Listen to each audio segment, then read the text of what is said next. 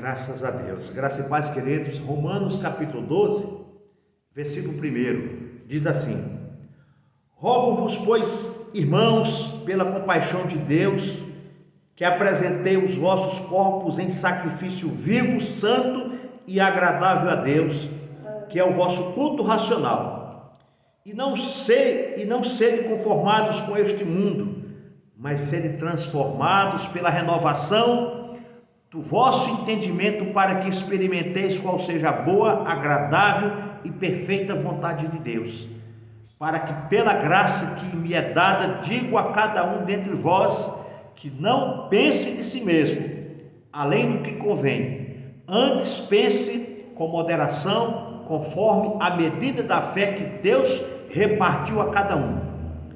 Porque assim como em um corpo temos muitos membros, e nem todos os membros têm a mesma operação, assim, nós que somos muitos, somos um só corpo em Cristo, mas individualmente somos membros um dos outros, de modo que, tendo diferentes dons, segundo a graça que nos é dada, se é profecia, seja ela segundo a medida da fé; se é ministério, seja em ministrar; se é ensinar, haja dedicação ao ensino; ou que exorta, use esse dom em exortar; o que reparte, faça com liberalidade; o que preside, com cuidado; o que exercita misericórdia, com alegria. Graças a Deus, Pai querido, Deus santo, fiel, Deus poderoso, mais uma vez te louvamos nesta noite, te agradecemos por esse privilégio, Pai, que o Senhor tem nos dado, por essa oportunidade, ó Deus, que o Senhor tem dado à tua igreja, pela misericórdia que o Senhor tem nos dado, Pai. Obrigado, meu Deus, pelo privilégio de meditar na tua palavra, de ouvir tua palavra e de aprender mais um pouco da tua palavra, e que a tua palavra vá e produza resultados para o qual está sendo mandada, em nome de Jesus Cristo. E o que crê, diga amém, e graças a Deus. Amém? Queridos, quando Paulo escreve esta carta aos Romanos, ele tem falado para nós, ele aqui no versículo 1, ele diz, rogo-vos, pois, irmãos, pela compaixão de Deus, que apresenteis o vosso corpo em sacrifício vivo, santo e agradável a Deus. Paulo está nos ensinando que nós devemos rogar ao Senhor pela compaixão e que devemos apresentar o vosso corpo em sacrifício vivo, santo e agradável a Deus. Amém? A nossa vida, ela tem que ser santificada todos os dias. O nosso corpo tem que ser santo. Nós temos que andar em novidade de vida, regeneração de vida, viver em novidade de vida.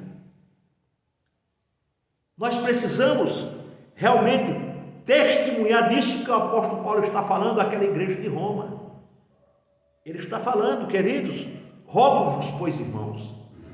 Ele está pedindo aos irmãos: irmãos, eu rogo a vocês, pela compaixão de Deus, pela misericórdia de Deus, que apresenteis os vossos corpos em sacrifício vivo, que nós temos uma vida santa, que o nosso corpo seja o santuário de Deus, a presença de Deus, a vida de Deus em nós, agradável a Deus, que é o nosso culto racional.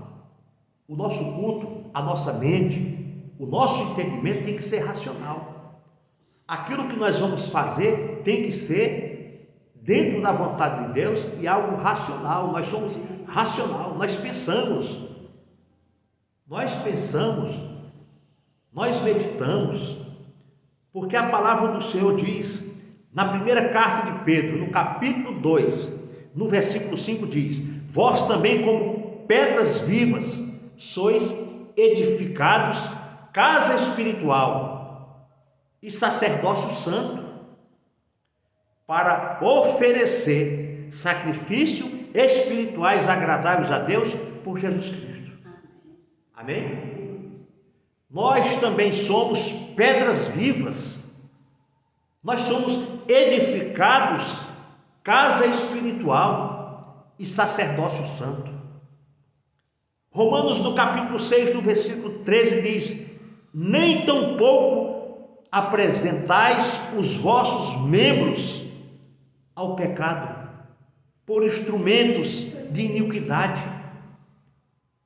mas apresentai-vos a Deus como vivos dentre mortos, e os vossos membros a Deus como instrumento de justiça.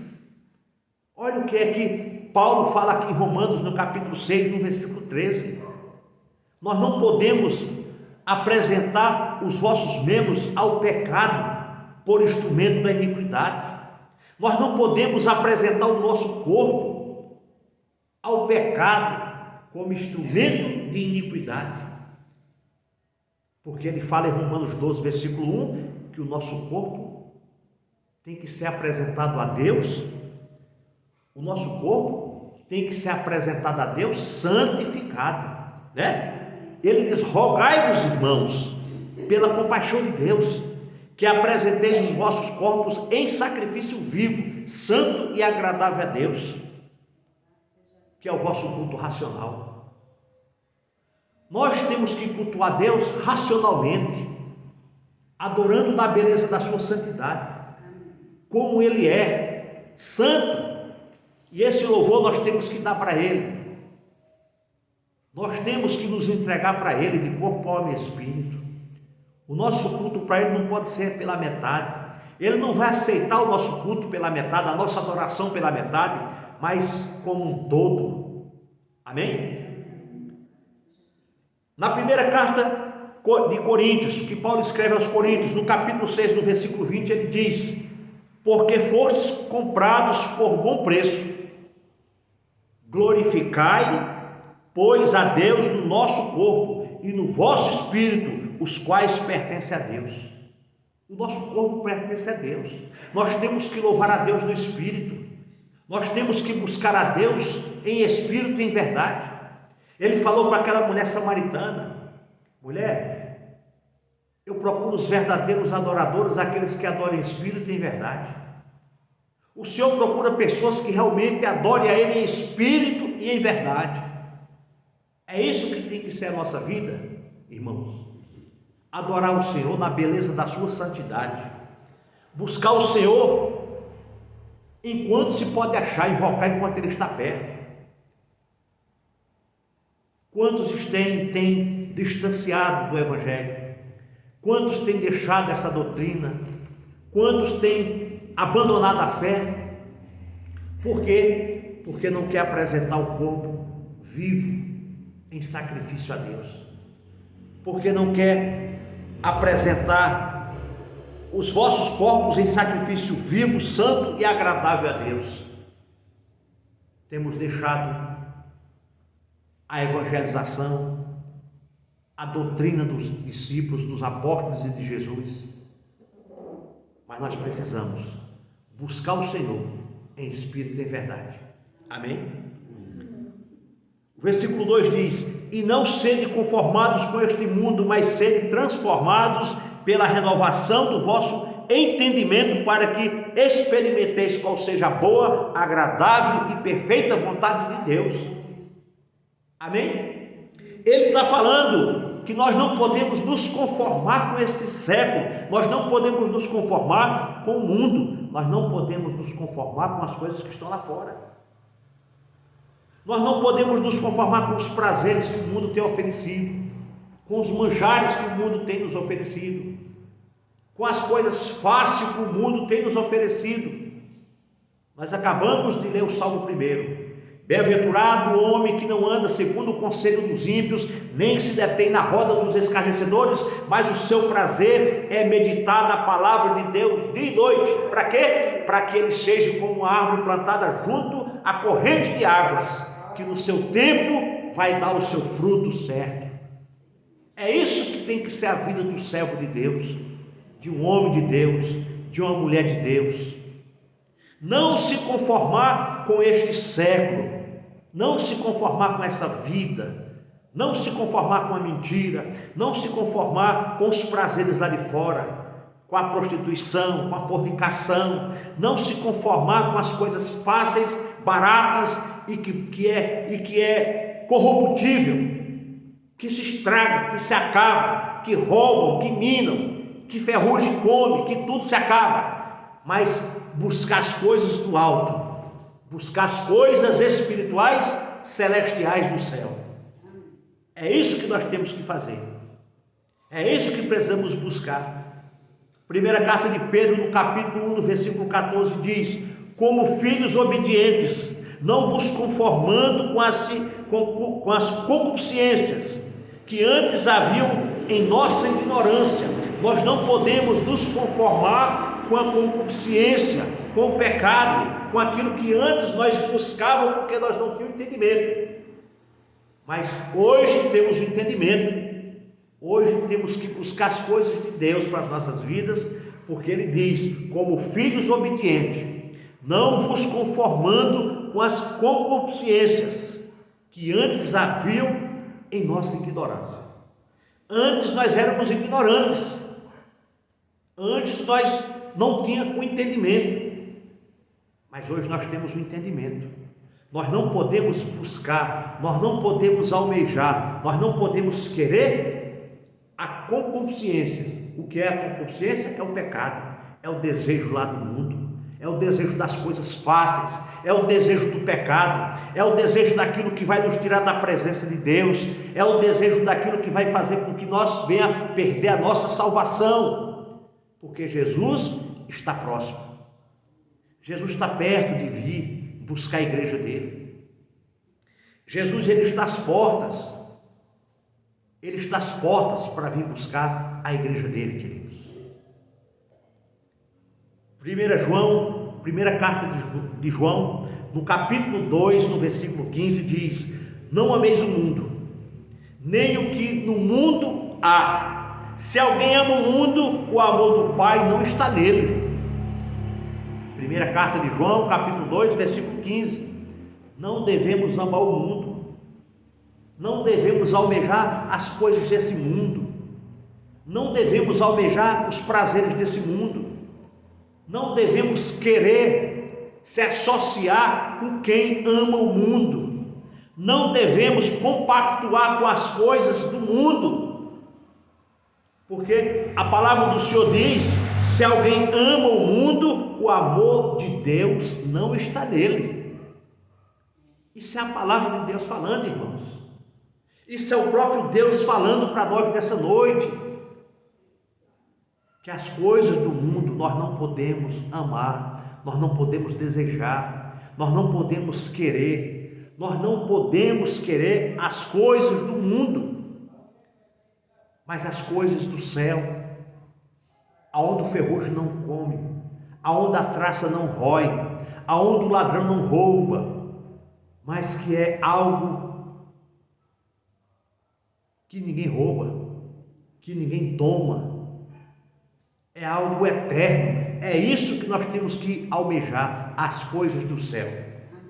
A palavra do Senhor diz em Mateus 6, 32, 33: buscai em primeiro lugar o reino de Deus, e as demais coisas nos serão acrescentadas. Nós temos que almejar o céu primeiro, para depois as nossas necessidades, aquilo que necessitamos, o Senhor cuida todos os dias de nós, das nossas necessidades. Amém? Louvado seja Deus por isso, queridos. Louvado seja Deus por isso. O versículo 4 diz: porque assim como em um corpo temos muitos membros, e nem todos os membros têm a mesma operação. Queridos, lá quando Paulo escreve a sua primeira carta aos Coríntios, no capítulo 12, no versículo 12, ele diz que, porque assim como o corpo é um e tem muitos membros, e todos os membros deste têm um corpo, sendo muitos, são só, assim é Cristo também. Nós somos membros do corpo de Cristo. Cristo é o cabeça, nós somos o membro. Assim como a Bíblia fala da árvore. Cristo é a videira, nós somos o ramo, nós estamos enxertados. Cristo é o cabeça. Nós somos membro do corpo, desse corpo que é Cristo. Nós fazemos parte desse membro, desse corpo que é Jesus Cristo. É por isso que ele fala aqui, porque assim como em um corpo temos muitos membros, e nem todos os membros têm a mesma operação. Nem todos os membros fazem a mesma coisa. A mão faz uma coisa, o pé faz outra, a cabeça faz outra, os olhos faz outra, o ouvido, a orelha tem a sua função, mas todos são membros do mesmo corpo. Assim como todos nós também somos membros do corpo de Cristo, nós fazemos parte dessa igreja viva de Jesus Cristo. Se tirar um dedo nosso, tem dificuldade. Se nós perder uma mão, temos dificuldade. Então tudo faz parte do nosso corpo, é membro do nosso corpo, assim como nós somos membros de Jesus Cristo, do corpo de Cristo. Amém? O versículo 6 diz, Romanos 12, versículo 6, de modo que tendo diferentes dons, segundo a graça que nos é dada, se é profecia, seja ela segundo a medida da fé. Olha só, queridos, de modo que tendo diferentes dons segundo a graça que nos é dado, se é profecia, seja ela segundo a medida da fé. Louvado seja Deus. No capítulo 12 da primeira carta que Paulo escreve aos Coríntios, no versículo 4, ele diz, ora, há diversidade de dons, mas o Espírito é o mesmo. Há diversidade de dons, mas o Espírito Santo é o mesmo. É o Espírito Santo que direciona, é o Espírito Santo que presenteia, é o Espírito Santo que nos abençoa com os dons, ele dá para quem ele quer, os dons espirituais. Para quê? Para que esses dons sejam usados da igreja de Jesus Cristo, conforme a necessidade da igreja, conforme a necessidade de cada um. Amém? Louvado seja Deus. Louvado seja Deus. O versículo 12 do capítulo 12 de Romanos, alegrai-vos na esperança, sede paciente na tribulação, perseverai na oração. Olha o que o apóstolo Paulo está falando aqui, que nós temos que nos alegrar na esperança. Amém. Se alegrar na esperança, irmãos. Sede paciente na tribulação. Nós temos que ser paciente na tribulação, irmãos. Temos que ter paciência quando a tribulação bate à nossa porta, quando nós estamos passando por aquele momento de dor, de tristeza, de angústia, nós temos que ser pacientes. Nós temos que orar ao Senhor nesses momentos de luta, de dor, de perseguição, a tribulação, as preocupações, o desespero, a perda, tudo aquilo que vem nos afligir, temos que ter paciência e perseverar na oração. Nós temos que ser perseverantes na oração. Olha o que diz Pedro na sua segunda carta, no versículo 19, capítulo 2, versículo 19. Porque é coisa agradável que alguém por causa da consciência, para com Deus sofra agravos, padecendo injustamente. Olha só que coisa.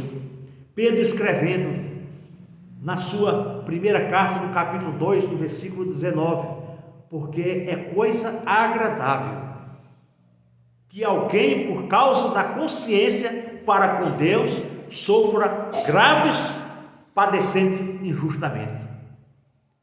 Está vendo Pedro falando? Porque é coisa agradável. Quando a perseguição vem, queridos, por causa de Cristo, isso é agradável.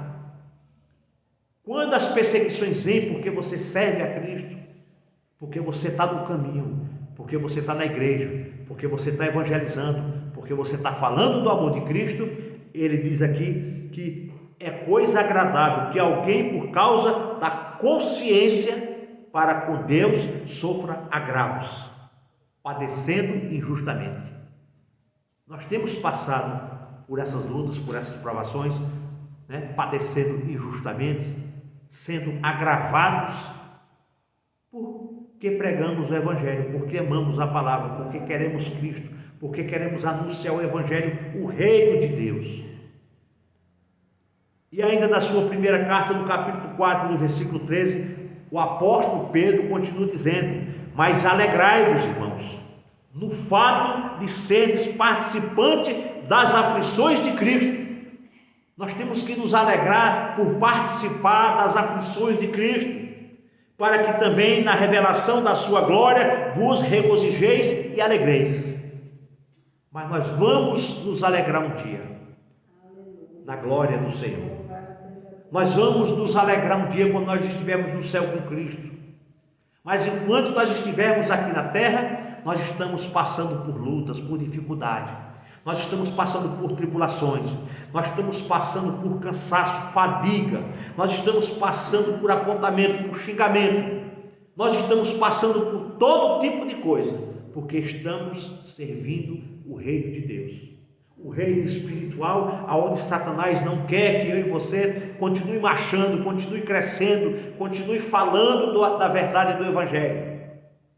É por isso que Pedro diz: mas alegrai-vos no fato de seres participantes das aflições de Cristo, para que também na revelação da sua glória vos regozijais e alegrais.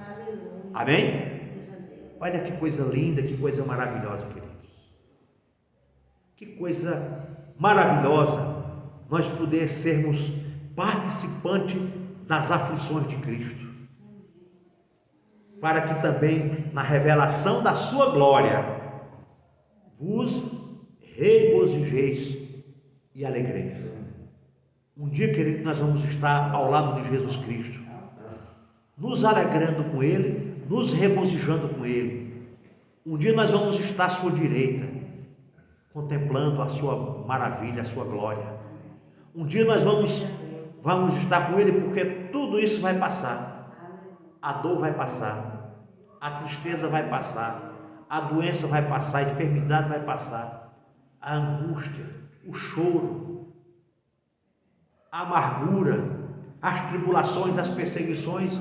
Um dia isso vai passar. Um dia nós estaremos com Cristo na glória, regozijando juntamente com Ele, glorificando junto com Ele as coisas boas que só o reino de Deus tem. Amém, queridos? Que Deus nos abençoe nessa noite. Louvado seja o nome do Senhor Jesus Cristo. E graças a Deus, que Deus nos abençoe nessa noite, e a Deus toda glória.